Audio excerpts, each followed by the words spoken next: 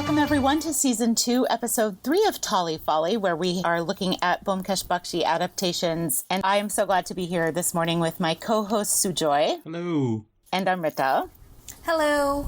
This has been a heck of a week, and I just can't think of anything better than to sit with you for an hour and talk about detective movies. Yes. I've been looking forward to it all week. I cannot wait. Yeah, Amrita's been texting, guys, this movie is funny. Is it just me? Is it funny? It is so funny. And then she watches another Byomkesh movie and like, this is also funny, but not as funny as that one.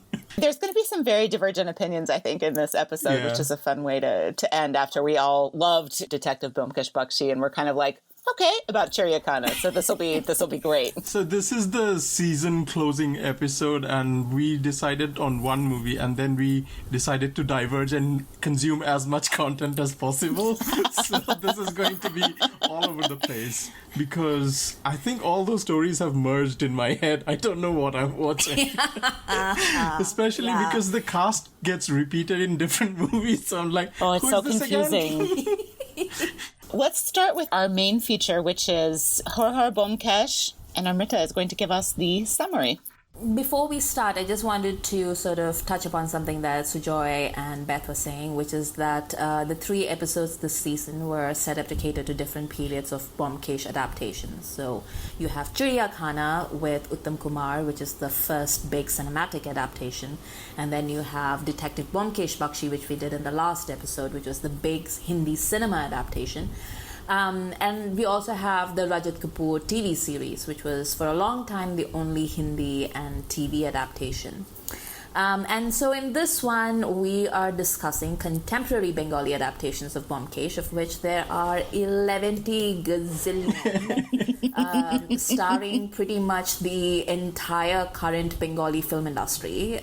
Our main review today is Har Har Byomkesh, in which our intrepid trio travel to the wilds of Benares, which, as everyone in the film is at great pains to inform you again and again and again, is a very holy place and is also populated by all the evils in the world.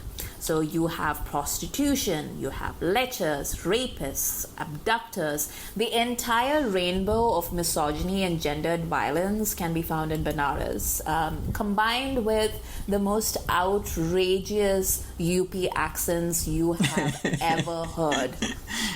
So Byomkesh is called upon to solve the murder of a rich local Raja, is what they keep calling him.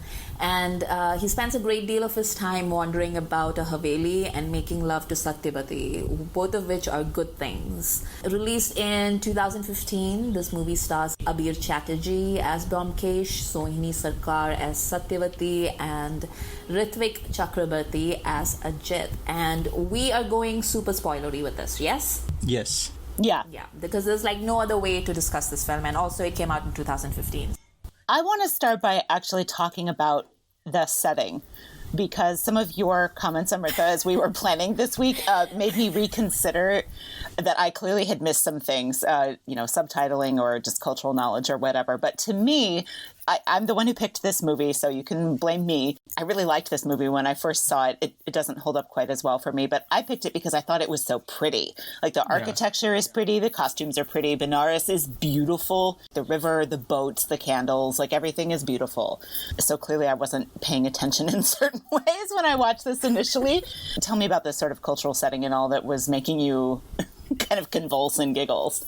So yes, it is very pretty, but like in all these Byomkesh movies, there's always an element, especially in the Abir Chatterjee movies, I find, because I've seen the Jisshu ones now, and I've seen obviously the one with Uttam and Rajat Kapoor, and I think it's most blatant in the Abir Chatterjee movies, in which they have these very explicit conversations about the history of the place that they're going to. Yeah. There's always like a local tour guide sort of element to Byomkesh informing Ajit and Satyavati about like this new place that they're going to. The battle of the brains, right? They just kind of like, let's go to the pub quiz version of Byomkesh now and discuss the trivia about this place. Did you love that as they're arriving, one of them says, "I wish Tagore had been alive to see this," or something like that? And then within the same sentence, Satyavati says about some sweets that's very specific to Banaras and the pedas as well and all of that. Such a throwaway. So first of all, this movie starts hilariously. Like, I started laughing right from the first scene because we see the movie opens with them on a train to Banaras, and we later find out that it's their honeymoon and they're going to Banaras for their honeymoon, which is a whole other like funny thing. But they're on this train and they're playing cards, and it's very Charulata in there, you know, because it's Satyavati and Ajit sort of like playing these cards in this very flirty way while Byomkesh is off to the side, and then suddenly the loneliest bandit in UP bursts into their cabin and has like one tiny little like pen knife, and he's just like, give me your valuables, give it to me right now, and then gets beaten up by Byomkesh for his pains. Like, I think the movie is trying to tell us something about Benares and about UP at that time, and from there on we set the tone for what UP is going to be like. Then what happens is you get to Benares, and there is a sort of Benares darshan scene where this man with the worst UP accent, played by Har Har, who's like a friend of the Bakshis and is a police officer, and he is sort of pointing out the sights as he's driving them to their guest house, and he stops on the bridge. I feel like the cinematography is really poor in that the camera, sometimes it's as if they just pointed the camera at various things and it doesn't really direct your gaze at anything in particular.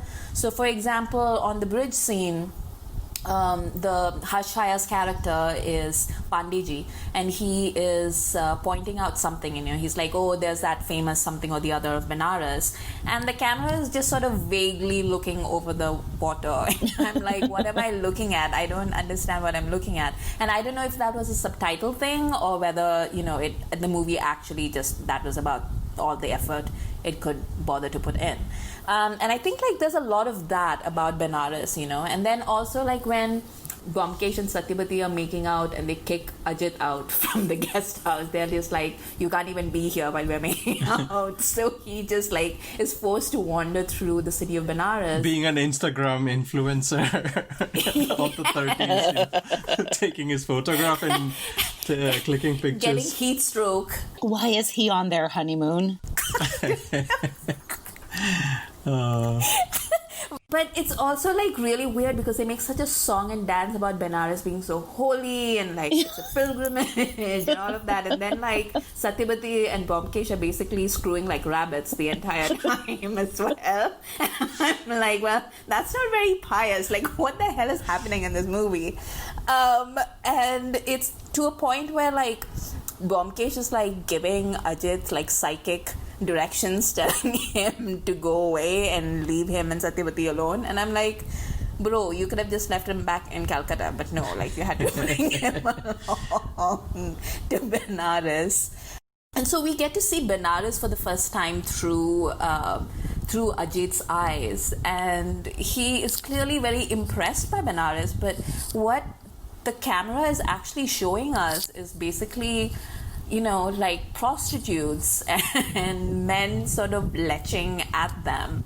And then there's Ajit going like, ah ha ha ha ha, what a lovely song. And I'm like, that's a legit prostitute, bro. Like, what are you acting as if like it's, some sort of amazing holy ritual. Like, it's not.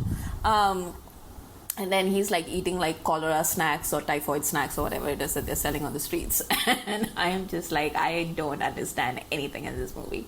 But you're right, like it is very pretty once we get into the Haveli. Like that's very pretty. What I found different from other Byomkesh movie is the color palette. It's just highly saturated, very warm tones, and like compared to like because all of these stories feature some sort of a murder and there's like all sorts of crime involved because of the genre that it belongs to, there's always this inclination to be set with, you know, darker alleys and low exposures and desaturated colors. But it's completely different so this is directed by Arindam Seal, and this was his first Byomkesh movie. Prior to this, obviously, Anjan Dutt had done 6 movies and he was sort of taking on the baton, and he completely gave it a makeover of sorts, and visually it's completely different. But then he goes back into that whole desaturated look for his other 2 movies that he did. Amrita, what did you call it when we were talking? I call it a slow motion, soft focus hate crime perpetrated by Bengalis against UP. That's what it is. There's also the other way around, though, that the UPites are really very, very pronouncedly anti-Bengali.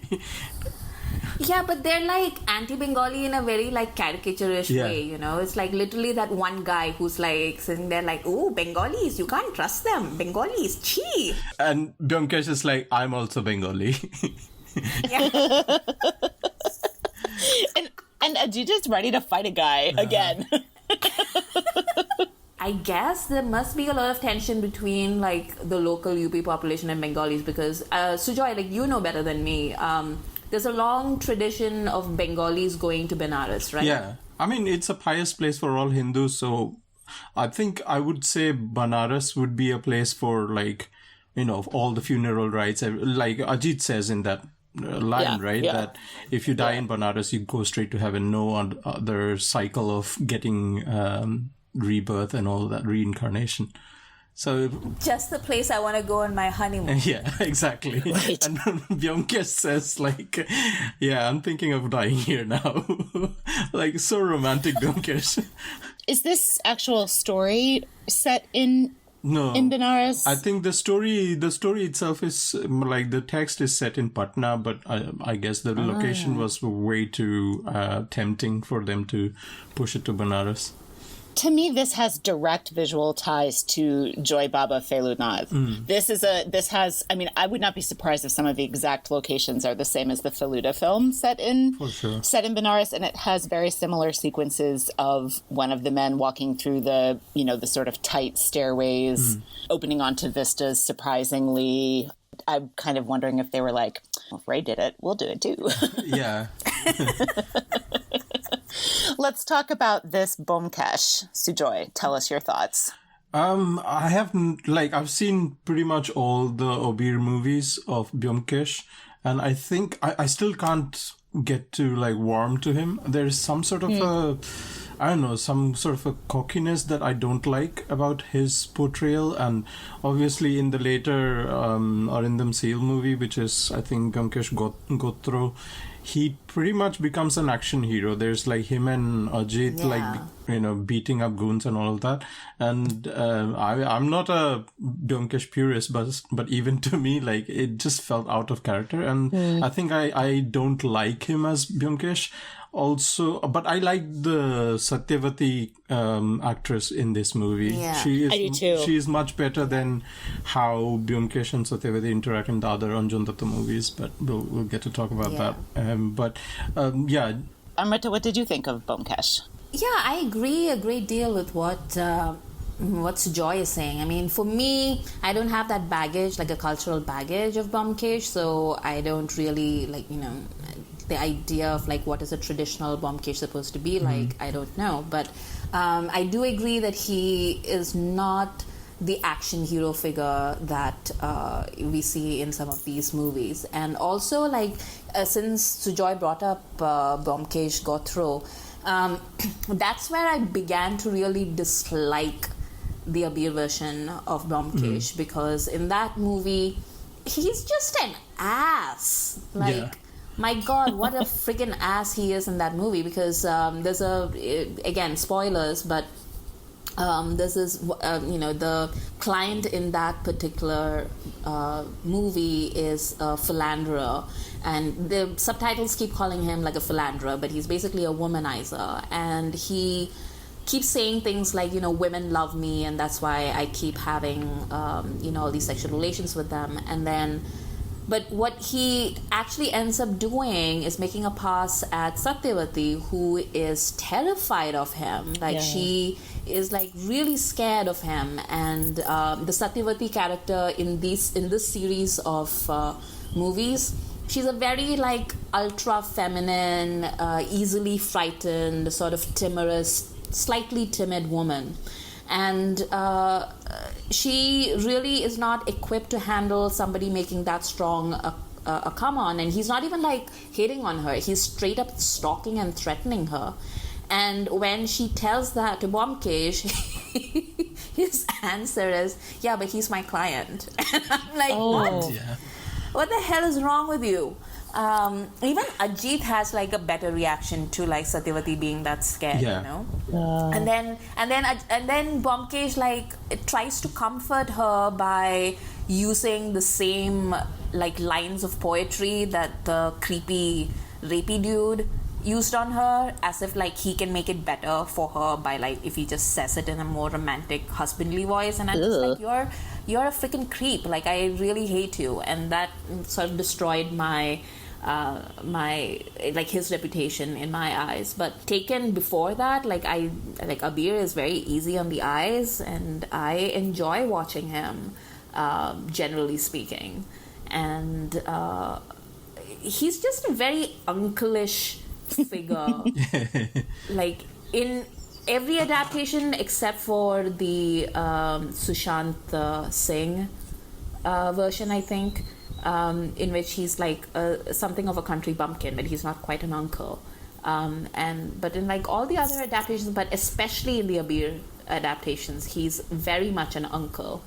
And that's sort of off-putting as well. There's a scene in this particular movie where Pandey, Ajit, Satyavati and Byomkesh are walking along the ghats, and Pandey is explaining, hey, so, okay, Sujoy, you saw this without subtitles, right? No, I watched it with subtitles. Okay, well, but you probably can, like, clear something up for me, because in the subtitles, they keep talking about how the Raja abducted his wife and forcibly married her.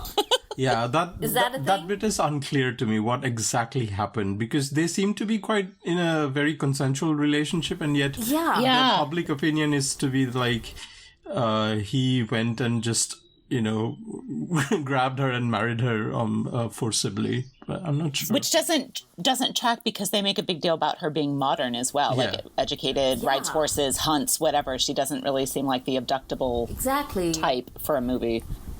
And also, like, the doctor says, like, later on in the movie, he says that, oh, like, you know, or was it Byomkesh? Like, one of the characters says something about, like, them getting married. And again, they say, you know, forcefully married. And then a year of happiness. I'm like, what? What do you mean, a year of happiness? And then they're like, and then next what happens is a child. And I'm just like, what are you talking about? Like, what do you mean? Like, either she was forcibly married, or else, like, he just, I couldn't understand. But anyway, what was I saying? So there's a scene in which Pandey is explaining the state of affairs to the trio, and he makes this joke about, like, you know, an old man marrying a young woman. And poor Satyavati, who is like this very sheltered, innocent young woman, is just like, what? And then, like, Byomkesh has to explain the gross uncle joke to her, and then she's just like, and I'm just like, oh my god, that is every uncle and auntie that I have seen. Like, I see that dynamic so clearly. I'm just like, ew. Let's talk about their relationship a little bit, because I really like her portrayal, except, and this is not the actor's fault, that she's a little more childlike to me than the other Satyavatis we've met, even when she's younger, like in Detective Byomkesh Bakshi. But there is something very sweet about aspects of their relationship, and the actual, you know, depiction of their love life is pretty effective, I thought. Like, you believe the attraction between them. Yeah. So, like, we've seen in Detective Byomkesh Bakshi, when Byomkesh is high, he can sort of flash back and flash forward even, and sort of have a clear clarity of his mind. In his mind space, he is able to picture things and, join pieces together. That kind of effect happens here when he's making love to Satyavati. That's true. Yeah, it's like the equivalent of the opium scene in last week's episode. And the switchboard where it's located, the painting, and he's also even picturing the Malkin of the Haveli. Yeah. Can I tell you, when that happens? So, for those of you who haven't seen the film, there's the scene that Sujoy is referencing. They're in bed, and these two, they keep reciting Geet Govindam. That's how they flirt with each other. They're reciting the Gita Govind, and in the original Sanskrit, by the way, and then challenging each other to translate it into Bengali. And there's a scene where they're in bed and they're making love, and Satyavati in the middle of it starts reciting the poem, and I'm like, she's in bed with you and she still has the mental acuity to start translating from Sanskrit. I'm going to say that she's not really concentrating 100% on what's happening in there. You're doing it wrong. Yeah. It's pretty rubbish sex, is what I'm saying. But this is what I mean. This movie is so funny to me because it's like a nerdy virgin's idea of what everything should be. Anyway, so they're in bed and she's quoting Sanskrit right in the middle of the act, and suddenly Byomkesh gets his lightning strike.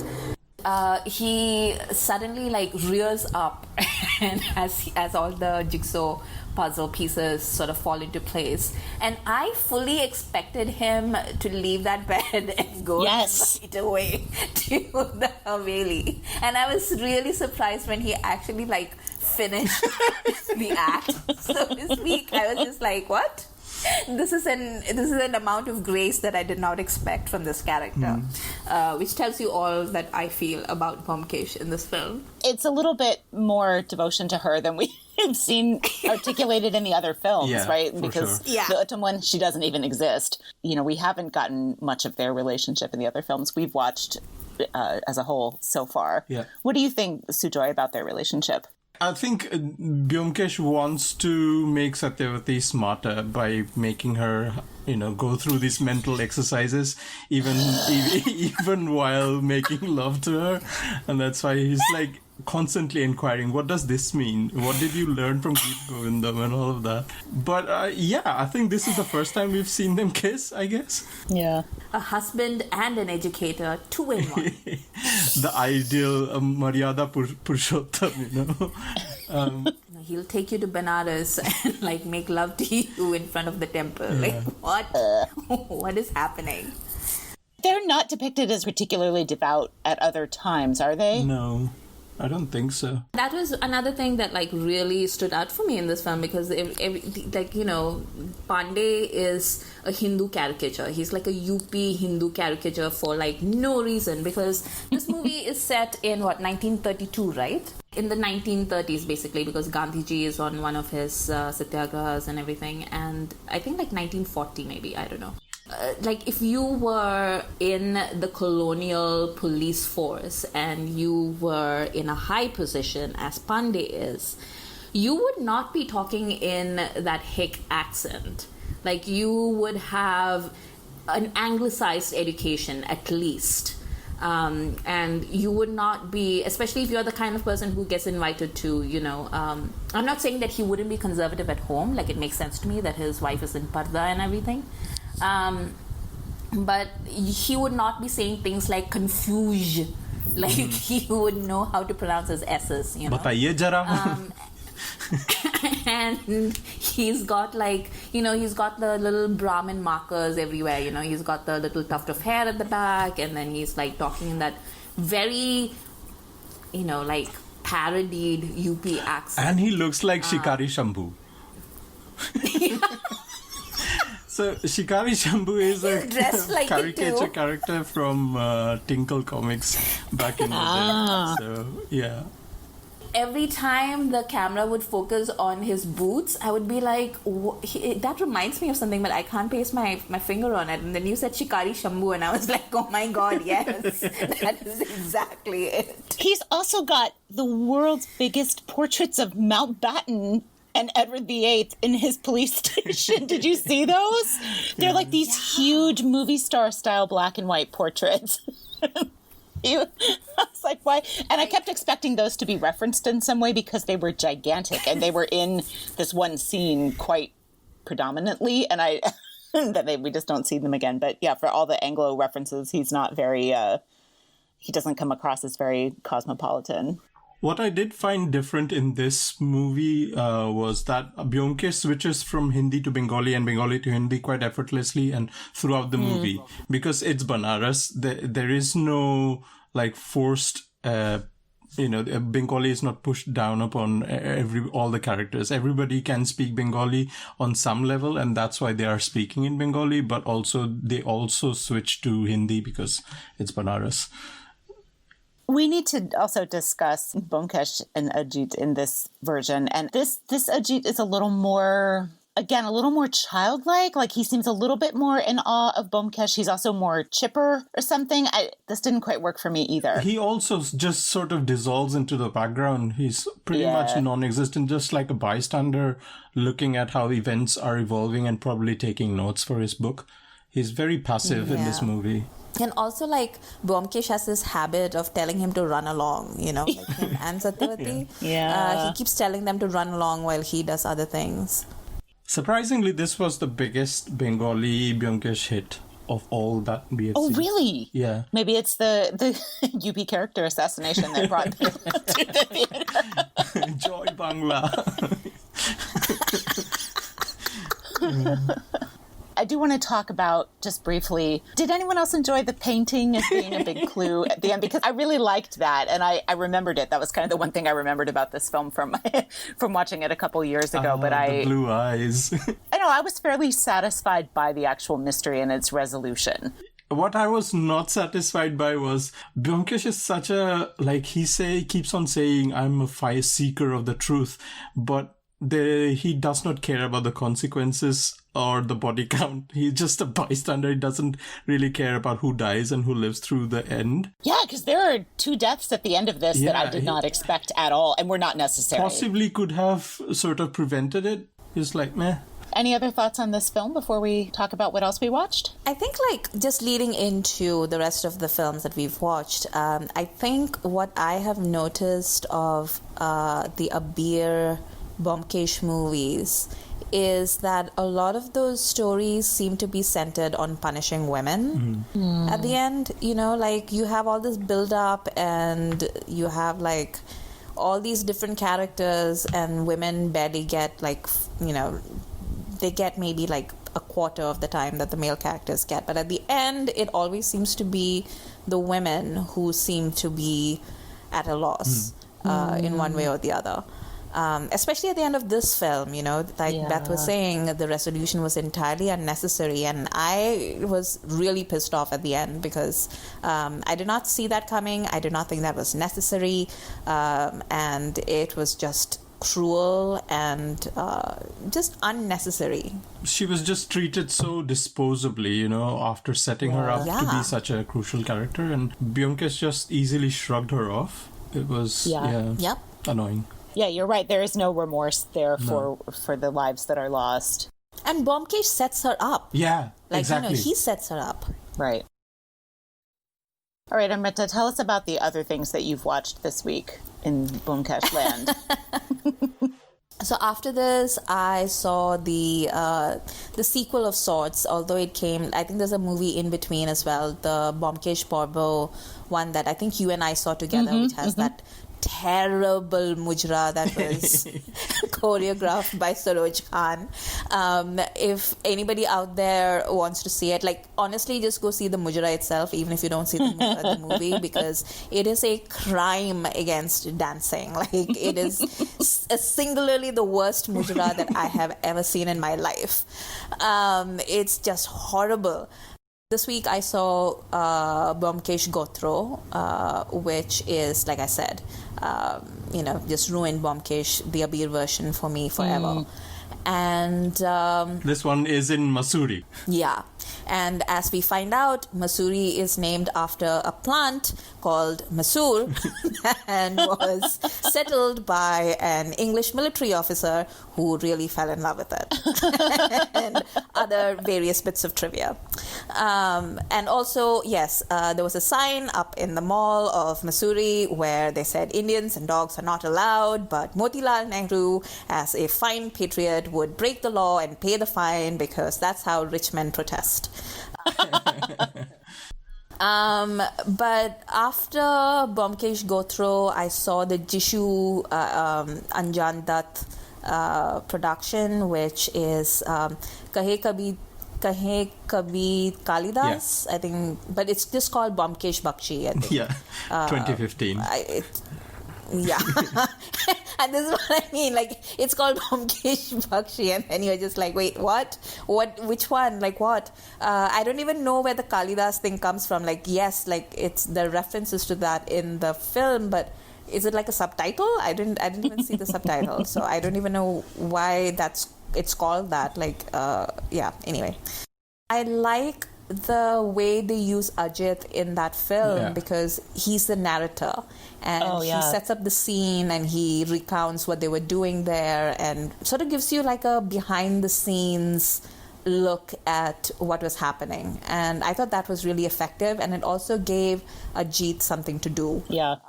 And also just Shashwata Chatterjee is just brilliant. He's just the way, I think Jishu and Shashwata's Byomkesh Ajit chemistry just works for me. They sort of bounce off each other and they're discussing, and also they have a banter that is going on between them, and Ajit is sort of pulling his leg sometimes.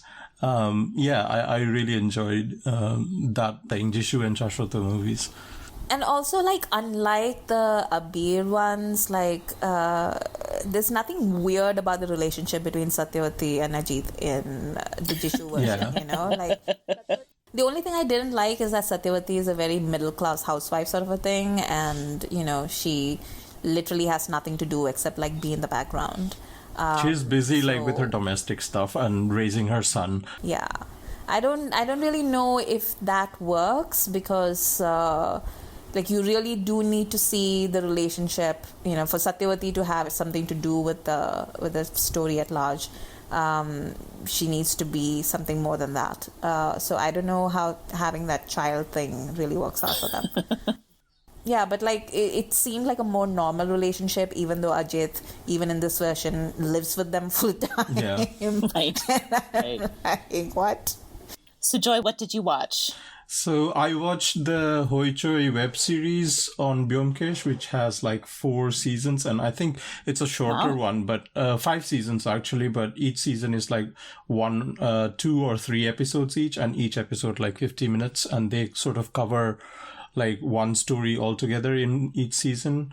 And I think that it's really well done. If you enjoy Byomkesh, I think you guys will really appreciate the quality of these. These are really well done. I think these are theater-based actors who are playing. I think Anirban Bhattacharya is playing Byomkesh and Shubhrata Dutta is playing Ajit Kumar Banerjee in these stories. And I watched, I think, 2 seasons. The first season was on Satyanweshi, the introduction story with Anukul Guha and the cocaine, whatever we already discussed in Byomkesh Bakshi. But it also, the story, it just covers that whole Anukul Guha story in like 10 minutes. It's really wrapped. And then they just go to the first grand case of Byomkesh, which is one of my favorite stories, the Pother Kata, which is on the gramophone pin murder mystery. I don't know if you guys have know about this story, but it's basically somebody advertises on the newspaper. Like, it's a running joke that Byomkesh looks for case through the classifieds, and if he finds something uncanny about ads, he would try to act upon it when he does not have clients knocking on his door, basically. And he finds an ad about somebody advertising saying, if you want the thorn in your life removed, come to this location and stand by this pole, etc. And then he finds out one of his clients actually surviving through an attack when somebody hit a gramophone pin through their chest, but because he had a watch in his chest pocket, he survived that attack. And then the mystery begins about who is this mystery killer and how this killing was executed. So it's quite an exciting story. And Rajat Kapoor's TV series also did that. I think those are the only two adaptations that I've seen of this story, and it's really well done. It's very concise, the editing is sharp, and the Ajit and Byomkesh chemistry also really work. How big is a gramophone pin? I'm clearly not picturing the right thing. I don't know, less than an inch maybe? Yeah, they're really short. How is that going to kill somebody? Because it's just projected at a very high speed. Okay. Oh, they shoot them with a gramophone pen. Oh, I was imagining a stabbing. No, right. I was like, no. that's gonna. It might hurt, but it's not. I don't think it's gonna kill you. Yeah. It's a fun idea. Yeah, but yeah, I if you can get access to Hoichoi, it's a OTT platform. I would recommend, and if you like Byomkesh, then I think it's better than most Byomkesh adaptations that we've seen. How many seasons? 5 seasons of 2 or 3 episodes each, and each episode is like an hour long. Like, they covered the Agniban storyline in one season, which is just 2 episodes, and it's quite really well done. Sujoy and I also both watched the standalone Rituparno Ghosh adaptation, starring Sujoy Ghosh as Byomkesh. I loved it. You didn't. No, I absolutely hated it. It's so unbearable. Tell me why. It just felt like a snooze fest. Everybody is talking slowly. You know?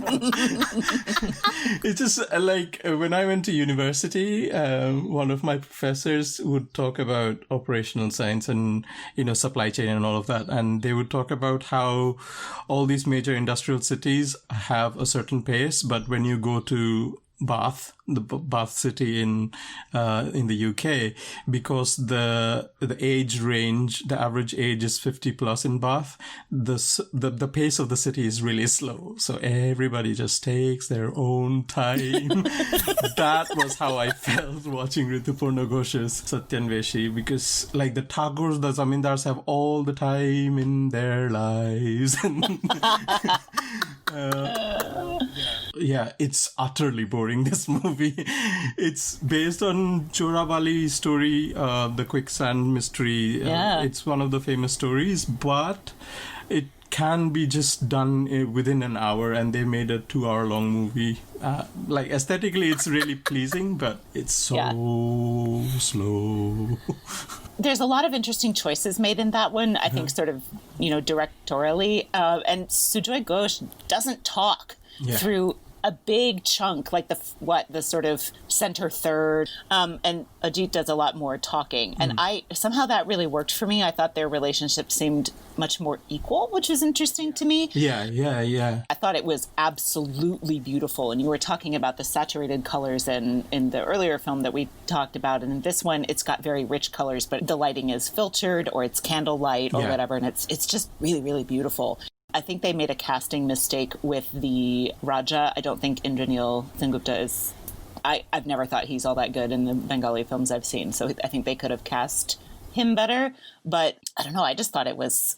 And the music is really interesting. It's a little more symphonic, but also kind of modern, which I thought was quite cool. So I would recommend it, but you would tell people to stay the heck away. It sounds like. Yeah, I would. Did you watch anything else that you want to talk about? No,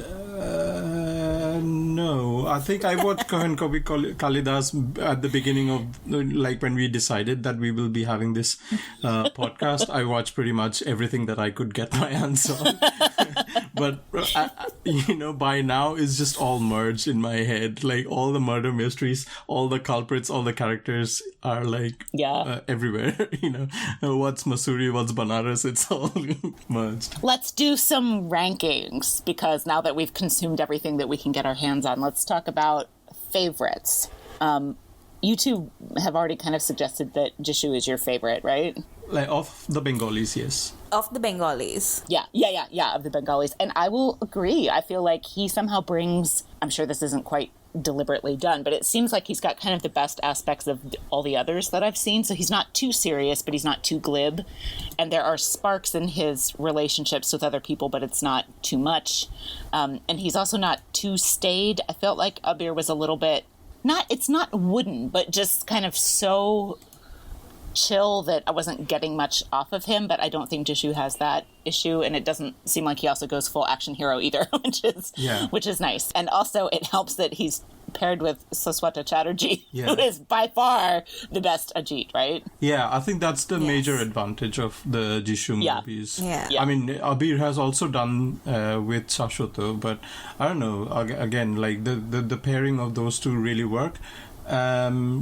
And also, like, I think the Anjan Dutt movies by themselves, I think the music by Neil Dutt, the whole Byomkesh theme, when the start titles happen, I think that's my favorite. What really struck me about the Anjan Dutt movies is that they were proper movies instead of just being adaptations. Like, the focus was not on the fact that it was an adaptation. They were obviously adaptations because they are sourced from the Byomkesh Bakshi series of novels, but he was just really trying to make a movie as opposed to an adaptation. Does that make sense? Yeah. And also, like, because I think Anjan Dutt just went ahead and bought the rights, and he had some sort of a higher, bigger picture in mind. He sort of put elements in there to sort of make it like a franchise, and like he would sort of tease towards the end what's coming up next. Oh yeah. But obviously there was a lot of drama. Once Abir had done 3 movies, I think he was tired and sick of doing Byomkesh, and he went off and he said, I would not do any more movies with Anjan Dutt. And then he went ahead with Jisshu as the Byomkesh for the next 3 movies. And then Abir suddenly came back and did another 3 movies with Arindam Seal, which is weird. And Anjan Dutt is an actor in one of those movies. Yeah. He's in Agniban. He is in Byomkesh Gotro as the Zamindar, yeah. So did they like part on bad terms? Like what happened? Yeah, there was some sort of a gossip. Anjan Dutt gave a long ass interview about how he made Abir what he is, because when he did the first Byomkesh Bakshi, he was just 1 movie old, and then he just went ahead and like did some other movies, so there was a bit of drama. Oh. He has the rights, but then if he has the rights, then how is Arindam still making those movies? I don't know how the Bengali movie industry works. I mean, he must not have all of them, right? We read that article about the man who does own the rights, and it seems like he sells them off fairly individually. Yeah, I suppose. Or licenses them, I shouldn't say sells them off. Do we have a favorite Byomkesh story? Sujor, you were talking about liking the gramophone needles story. I think that's probably my favorite story-wise, because I remember watching the Rajat Kapoor show, and that like it's still ingrained in my memory, that particular story, because it felt very sinister, the murder mystery and how the murder was executed and all that. But also just because of the unavailability, because we can't watch it. Ogniban is such a... I'm like, where is my Ogniban video source, I might need to see if I can buy a DVD. Like, that's how desperate. It's not available. Yeah, I tried to look everywhere. I can see the official trailer on YouTube and the movie production company. I left a comment on their YouTube. Where is it available? Please. All right, Amrita, how about you? Did you have a favorite story as adapted? I feel like the Benares one actually had a lot of potential to it. I mean, it has the elements for like a deeper story, you know, like there's a lot to unpack. The only thing is like this movie does such a piss poor job of unpacking any of it. Like it doesn't even attempt some of the things. Like it just sets things up and then it's just like, okay, bye, let's just move on to the next shiny thing. Some of the like supporting characters just felt like cosplaying to me, you know? Yeah. Right? I think my favorite story is probably Choro Bali, which is the core of the Rituparno version, because it's got this palace has a secret vibe to it. Yeah. We've seen that over and over again, but Bulbul basically has that core to it. And also, I'm thinking of the two films where Abir plays a history professor who's basically Indiana Jones and goes out and solves very Bengali culturally related mysteries. Like there's a whole bunch of clues around Durga Puja and stuff like that.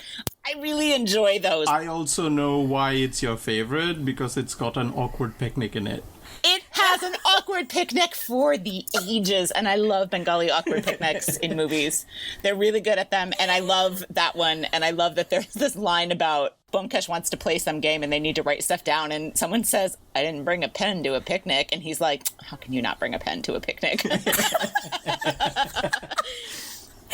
What if you suddenly need to translate some Sanskrit at the picnic? Like, you don't need to write that down. You do that out loud. Yeah. Thank you very much. From memory. Best villain. What do you think that we've seen so far? Oh, has to be the one from Byomkesh, like Detective Byomkesh Bakshi. Like, agree. It's Dr. Gua. Yeah. Neeraj Kavi. No doubt.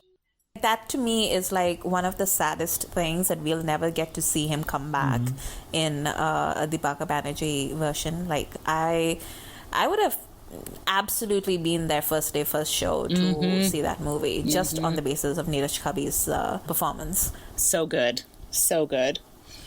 Sujoy, do you have a different one, or is that your go-to? I think we are pretty much unanimous on that, yeah.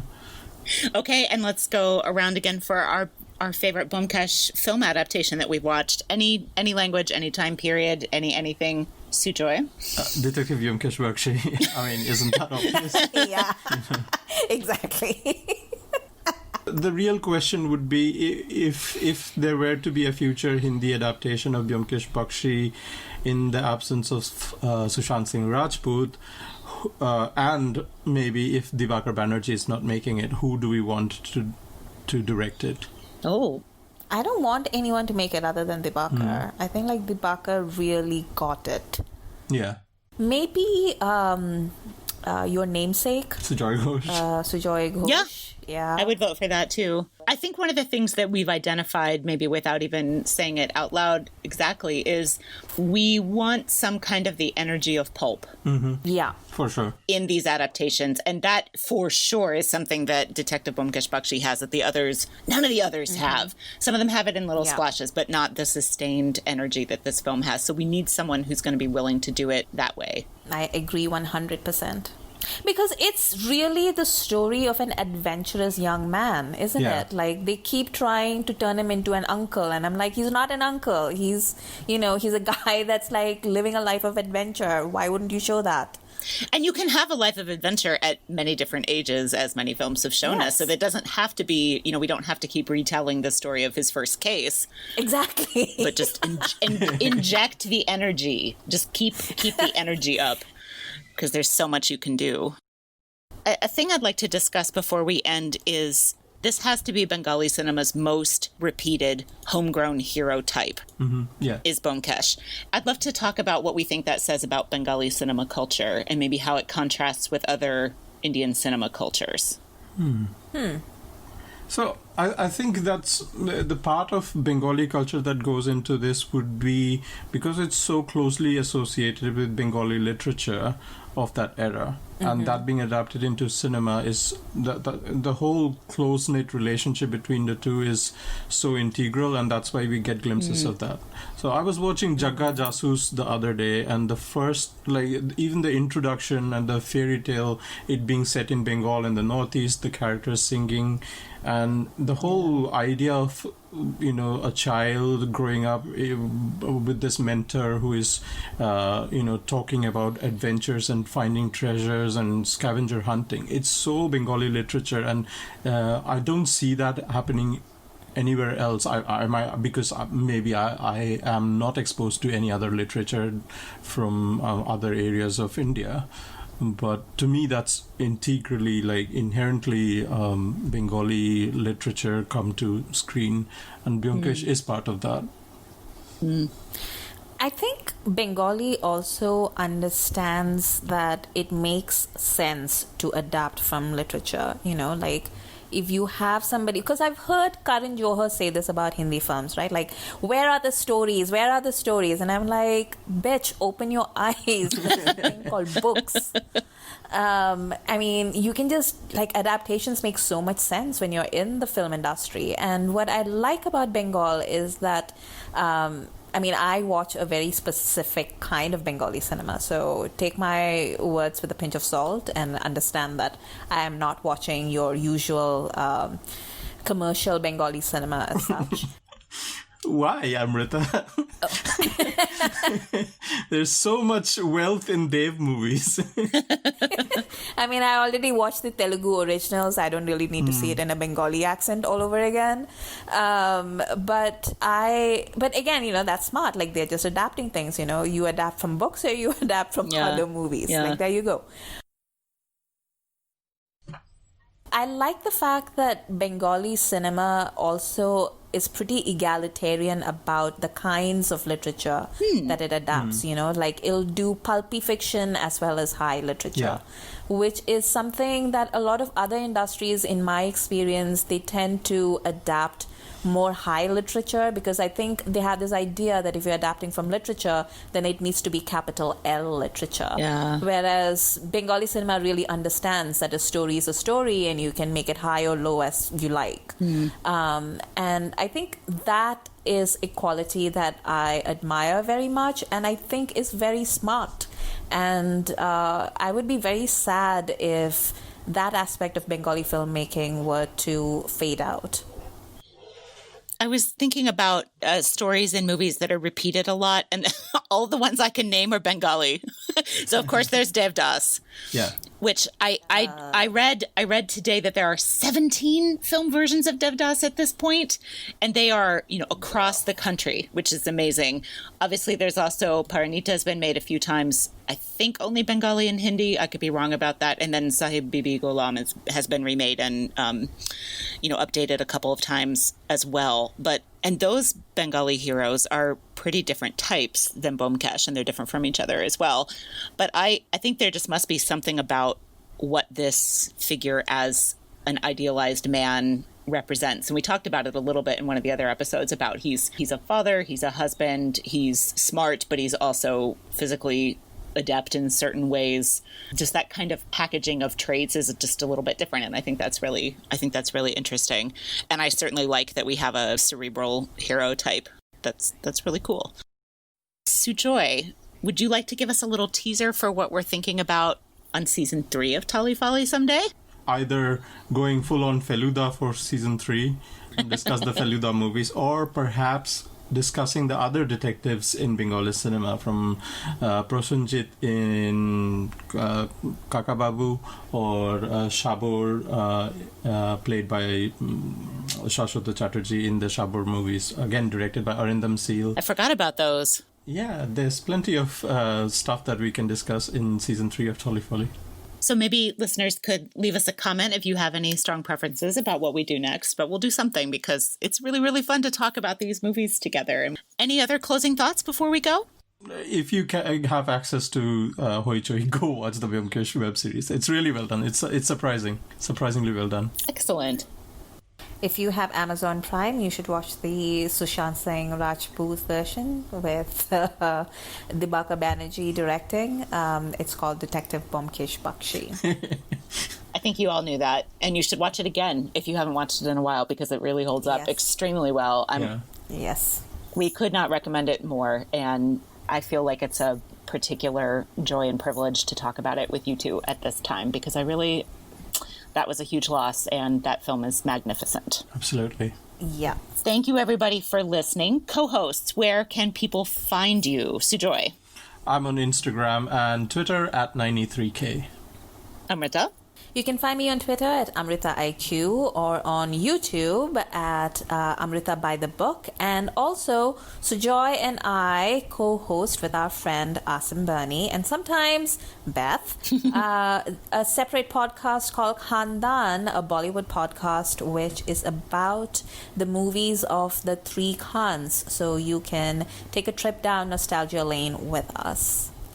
And I am Beth of BethLovesBollywood.com/BethLovesBolly on Twitter. And I want to take this opportunity to plug a project that's coming up really soon, which is a book published by Bloomsbury on Bollywood horror movies. It's called Bollywood Horrors, Religion, Violence, and Cinematic Fears in India. I have contributed a chapter, and mega friend of ours from Twitter, Aditi Sen, is one of the editors of this project. It is by Bloomsbury Academic, but it is not a super academic-y cinema studies jargon book. It's super readable, and we hope that people will take a look at it when it comes out in November. Oh, excellent. I'm so excited, and I will. I hope to send copies as I'm able to people near and far. Thank you, everybody, for listening. This has been Tolly Folly Season 2 on Byomkesh Bakshi, and we'll see you again soon.